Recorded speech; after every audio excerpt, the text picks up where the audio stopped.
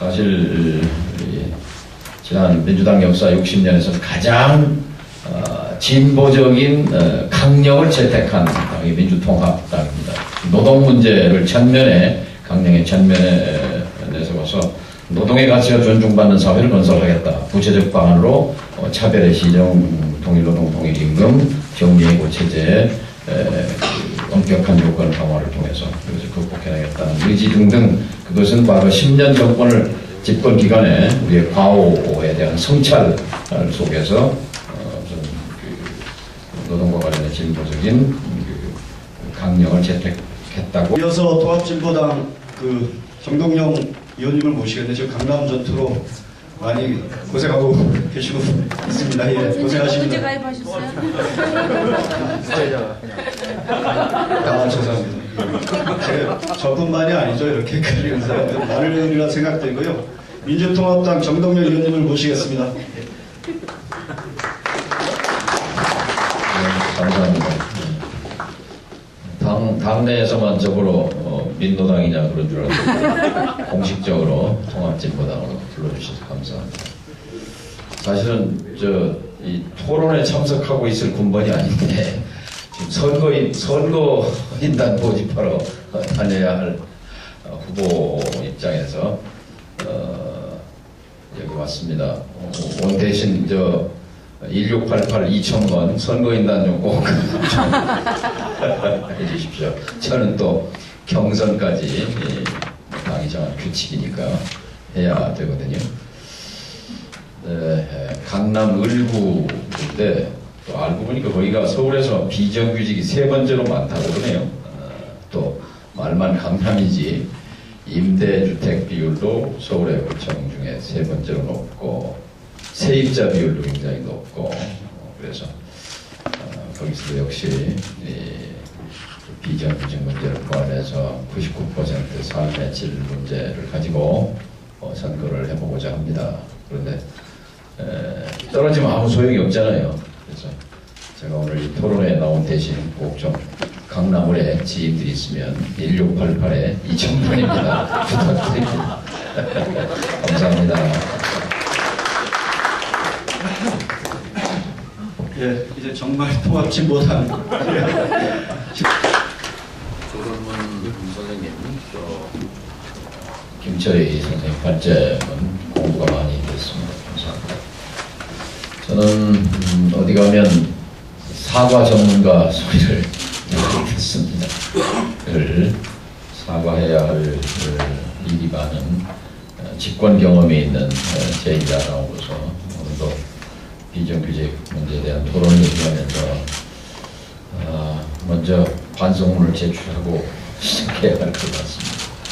특히 2006년 10월에 비정규직법을 만들면서 아까 조 교수님도 분석해 주셨습니다만 실질적으로 계약이 사실상 된 것이고 특수고용 노동자 부분이 빠진 것, 특히 동일노동, 동일임금 조항을 당시 여당이던 열린우리당이 빠뜨린 것, 아니 뺐다고 하는 것이 더 정확한 표현이겠죠. 정부와 함께 이 부분에 대해서는 다시 한번 사과를 드립니다. 물론 개인적으로 당시 국회의원이 아니었고 당을 떠나 있었고 정부에 있는 입장도 아니었기 때문에 제가 적극적으로 관여할 입장은 못됐습니다만 어쨌든 참여정부에 함께했던 사람으로서 안타깝게 생각합니다.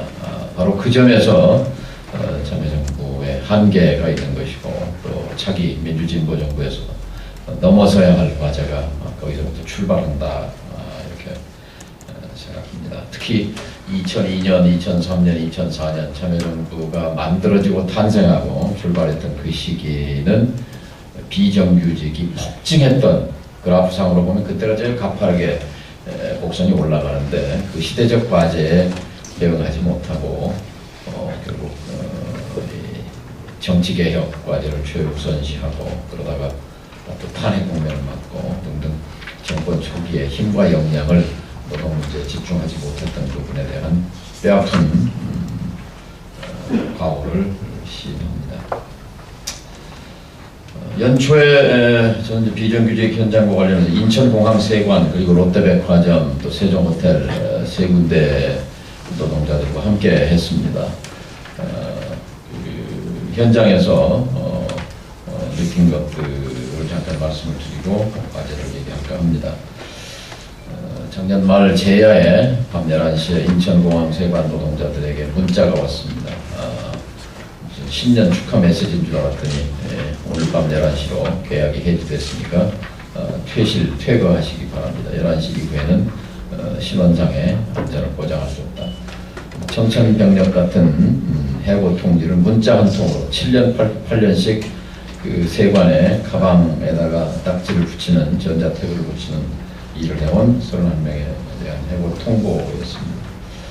이제 1월 초에 그 공항에서 항의 집회가 있었습니다. 근데 거기는 마침 세관이 원사용자지요. 물론 조달청이 용역 계약을 한 겁니다만, 그리고 용역업체가 있긴 하지만, 이거는 명명백백하게 작년 11월에 고용노동부가 정부가 대대적으로 선전했던 공공부문의 비정규직 부분을 적극적으로 보호하고 개선하겠다.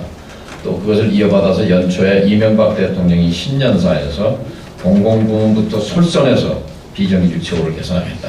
이런 신년사하고도 정면으로 배치되는 일이 공공부문에서 발생했습니다.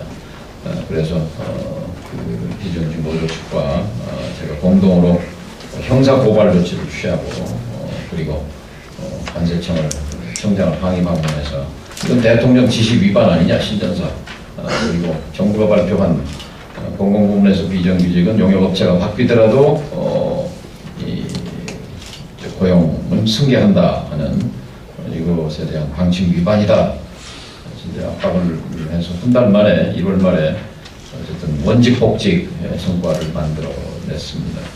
근데 이같이 개별 분규를 개별 대처해서 해결하는 방식으로는 이건 뭐 한계가 있을 수밖에 없고 이것을 결국은 비정규직 문제, 노동의 문제는 법의 문제, 노동의 문제는 정치의 문제라는 것을 현장에서 또 뼈저리게 확인할 수 있었습니다.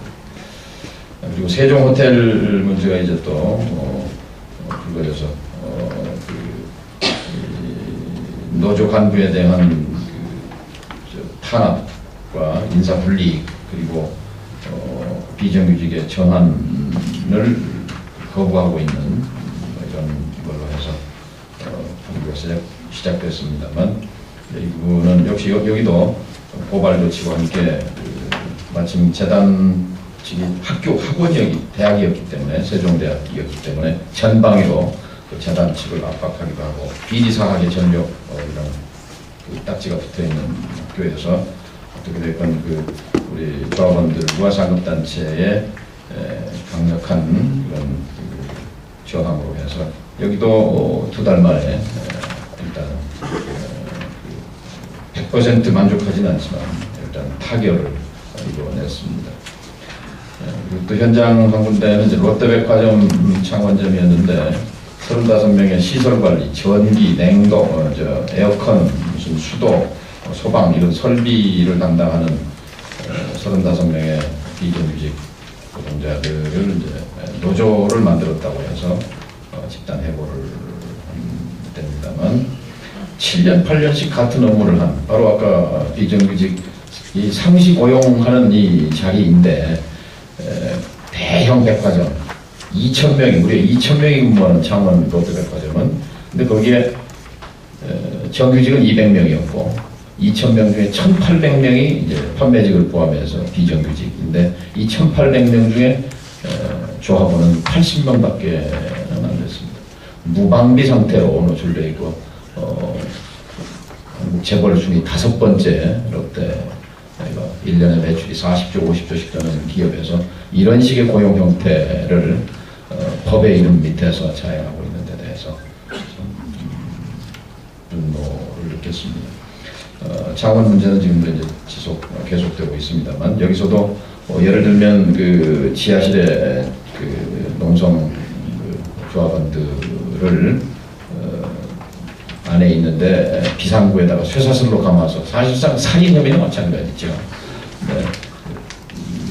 여타 그런 불법적인 탈법적인 부당노동 행위들이 많아서 부러진 화살의 박준 변호사의 모델인 박훈 변호사가 위해서 활동하고 있더라고요. 같이 여기도 그 불법과 탈법 위법 사실을 고발하고 또 며칠 전에 그 권영길 의원님이 같이 그 기자회견도 하고 해서 여론 홍보전으로 압박도 하고 제가 이 세 가지 사례를 말씀드린 것은 이렇게 개별 사례를 통해서 개별 사례 하나하나를 해결하는 방식으로는 이건 뭐 부지하 세월, 백년 하청일 수밖에 없어서 결과적으로는 아까 우리 심상정 대표께서 인사말에서 아주 좋은 얘기 해주셨는데 19대 국회 여소야대가 돼야 하는 의미, 또 연대해야 하는 의미, 민주진보 국회가 돼야 하는 의미는 19대 국회 첫 개원 국회 6월 1일로 되어 있는데요. 여기서 첫 번째 여소야대의 힘으로 처리해야 할 또 우리 국민들에게 드릴 선물로, 첫 선물로 비정규직법 개정안을 처리하자 하는 제안에 대해서 전폭적으로 환영하고 찬성합니다. 꼭 그렇게 만들어내도록 하겠습니다. 이런 대목은 박수를 쳐고 그럴 것 같습니다. 스스로 구속을 요청하는 박수 요청이었습니다. 이제 민주통합당 입장에서는 이제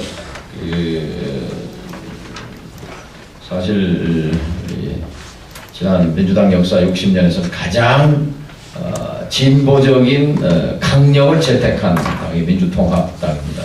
노동 문제를 강령의 전면에 내세워서 노동의 가치가 존중받는 사회를 건설하겠다. 구체적 방안으로 차별의 시정, 통일노동, 통일임금, 정리해고 체제, 엄격한 요건 강화를 통해서 그것을 극복해내겠다는 의지 등등, 그것은 바로 10년 정권을 집권 기간에 우리의 과오에 대한 성찰 속에서 노동과 관련된 진보적인 강령을 채택했다고 저는 설명드릴 수 있습니다. 문제는 실천인데요. 이것을 통합진보당과 선거 국면에서의 연대뿐만이 아니라 선거 이후에 이 노조법 개정안에서 개정 과정에서 굳건하게 힘을 합쳐서, 근데 결국 법은 힘의 역관계에서 좌우된다고 보여집니다. 그러니까 아슬아슬하게 과반수에 못 미치거나 과반수를 넘어가지고는 이 노조법 개정, 비정규직법을 우리의 뜻대로 여러분들 열망하시는 대로 처리하기는 힘들 것이고, 결국 압도적인 다수를 확보하는 것이 결국 비정규직 문제를 법과 제도로 극복하는 첩경이다. 그 점에서 많이 도와주십사 부탁 말씀 마치겠습니다. 감사합니다. 예, 감사합니다. 19대 국회에서 개원되자마자 맨 첫 번째로 비정규 관계법 기합법안이 아닌 개선법안을 처리하겠다, 이런 의지를 담아서 말씀해 주신点이 인상적이었고요. 반드시 지키시리라고 믿습니다. 우리 정동영 의원께서는 아마 좀 앉아 계시다가 아마 먼저 좀 일어서셔야 될 것 같습니다. 그래서 아까 미리 좀 양해를 좀 부탁드렸는데, 지금 워낙 좀 화급하게 좀 오셨기 때문에 좀 양해를 좀 부탁드리고. 잠깐만 말씀드리면 첫 국회에서 이 법을, 비정규직법을 첫 번째로 통과시키려면 당선이 돼야 이 약속을 지키지. 지금으로 봐서는 뭐 굉장히 힘들게 생겨서 양해를 해주시면 제가 한 10분만 더 있다가 이석을 하는 것을 용서해 주시겠습니까? 예.